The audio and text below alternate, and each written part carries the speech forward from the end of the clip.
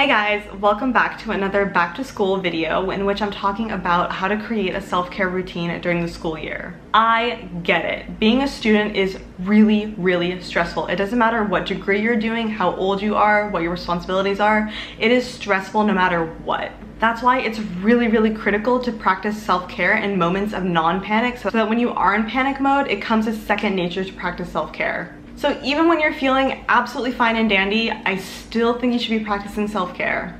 So the theme of this video is going to be tiny and daily things. So repeat after me, tiny and daily. Self-care does not have to be a huge thing. Self-care doesn't necessarily have to mean a bath with a face mask and candles and music playing. It can mean something as small as brushing your teeth, calling a friend, putting your phone on silent for a couple hours. Self-care can really look like anything because we are all individual, different people with different needs. I will give you a couple of recommendations on the types of self-care that I personally practice, but if you hear them and you're like, that doesn't really vibe with me, then don't feel bad. Self-care looks different to absolutely everybody, and so just because you and I don't share the same vision of self-care doesn't make you a bad person or anything. So I personally think that you should start the day and you should end your day with self-care. In the morning, you can do something like morning pages, you can do yoga, you can meditate, you can journal. You can write down a list of things that you're grateful for. There are a lot of small things that you can do every single morning to just put yourself in the right mindset for the day. You can also end your day with journaling and reflecting on your day. You could count your wins of the day and things that you're proud of yourself for doing. You can again write another list of things that you're grateful for. A really big part of self-care, I think, is practicing good sleep hygiene. And so what sleep hygiene actually is this notion that we can do things throughout the day and at night to have better sleep, to fall asleep faster, to stay asleep longer, and to feel more refreshed when we wake up. If you can avoid it, avoid doing your homework in your room or in bed. I know it can be kind of hard with a dorm room because your room is your bedroom, and I definitely kind of felt the effects of that when I was living in a dorm for 2 years, just because it's hard to separate, this is my sleeping space, but this is also my workspace.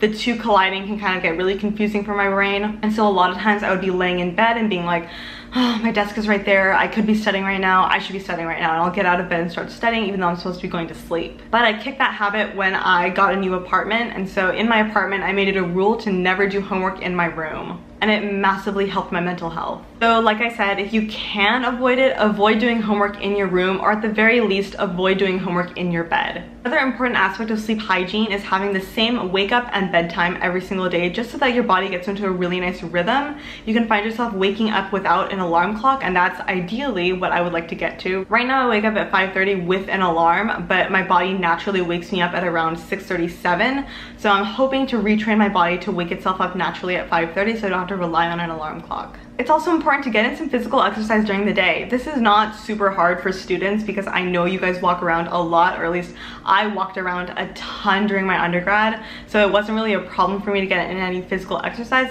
But if you don't feel yourself getting enough physical exercise, hit the gym, go for a run, do some yoga, I don't know, lift weights, whatever you guys want to do. It's also really critical to have a consistent bedtime routine.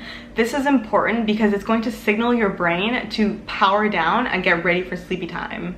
If you want me to do a bedtime routine video, give this video a thumbs up and I'll be sure to film that for you guys, because I do have a pretty extensive bedtime routine to signal to my brain that it's time to go to sleep. And then lastly, the most difficult part for all of us, I know, is to stay off your phone and computer before bed. I personally am trying to implement a no phone 30 minutes before bedtime rule. It's going a little rough, I'm not gonna lie, because I find myself like coming up with excuses to look at my phone, like, oh, did I set my alarm? Oh, I have to text my mom goodnight, stuff like that. But instead of being on my phone, I'll read, I'll journal, I'll meditate, I'll do stuff like that instead of being on my phone. So with any self-care routine, the reason why it's called a routine is that you do it consistently. The reason why self-care sometimes doesn't work for people is that self-care doesn't mean you do this one thing one time and then you immediately feel better. I mean, that can be the case, but self-care in a routine means doing it consistently and regularly so that when you are in crisis mode,